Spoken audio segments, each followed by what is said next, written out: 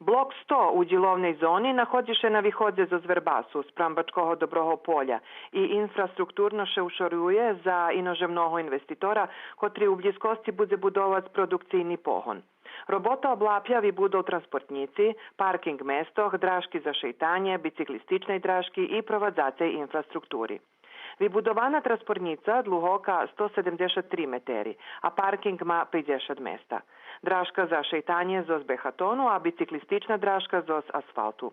Vybudovana vodovodna i kanalizacijna mreža i javne ošvicenje. Financijer projekta Vlada autonomnej pokrajini Vojvodini, Uprava za kapitalne ukladanja, zos čijih fondov še uklada do projektov kotri maju za cilj privodenje inozemnih investitorov do lokalnih samoupravov u pokrajini. Za tot projekt, kotri oblapel i vybudov parkinga u centru Verbasa u bloku 45, kolo osnovnog sudu, opština Verbas dostala 56 milioni dinari. Na tim meste planovana vybudov željene fabriki za zaštitu životnog štretku.